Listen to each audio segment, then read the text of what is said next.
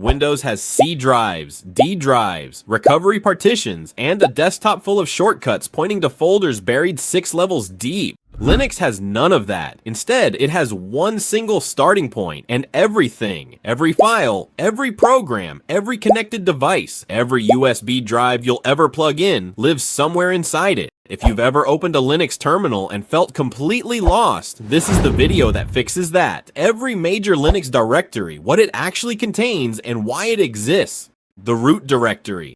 The entire Linux file system starts at a single character, a /. This is called the root directory, and it is the trunk of the tree that everything else grows from. Unlike Windows, which assigns separate letters to separate drives, C for your main disk, D for a second drive, E for a USB, Linux absorbs everything into one unified structure. Plug in a USB drive and it doesn't become its own drive. It gets attached somewhere inside the existing tree.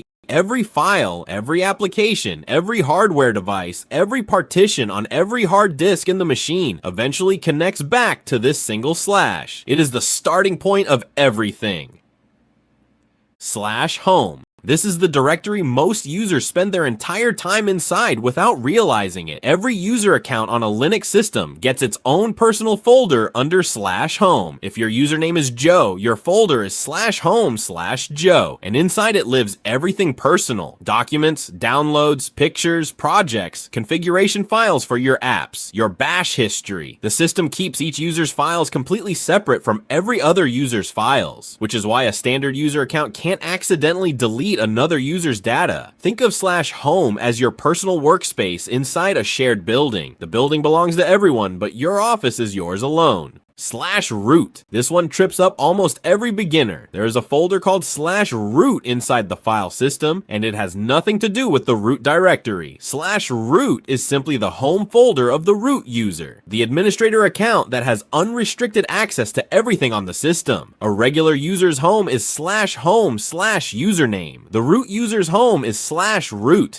Two completely different things sharing a similar name. The root directory is the top of the entire file system. /root is just one folder that lives inside it belonging to the most powerful account on the machine.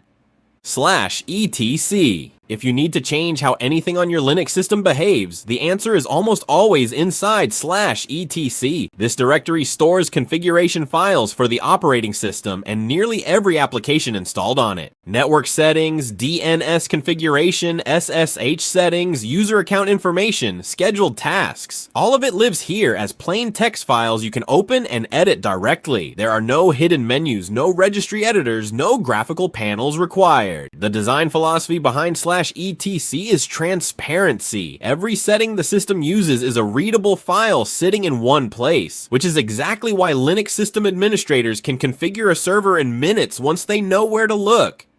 /bin and /usr.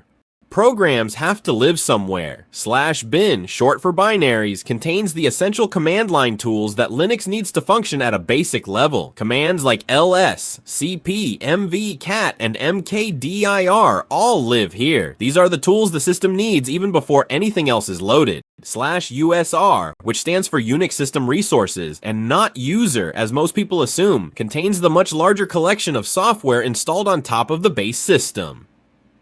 Thousands of executable programs, libraries, documentation, and development tools all live under /usr. If /bin is the emergency toolkit, /usr is the entire workshop. /var. The name stands for variable, and the contents change constantly. Log files, application caches, email queues, database files, printer queues, anything that grows or updates while the system is running lives in /var. The most useful subfolder for anyone managing a Linux system is /var/log, which contains log files for everything the system does. When something breaks, a service crashes, a login fails, a disk error appears, which /var/log is the first place to look. It is the black box recorder of your Linux machine, quietly writing down everything that happens whether you're watching or not. /tmp. Exactly what it sounds like. Temporary files created by applications while they're running land here. Most Linux systems automatically wipe /tmp on every reboot, which means anything stored here has a lifespan measured in sessions, not days.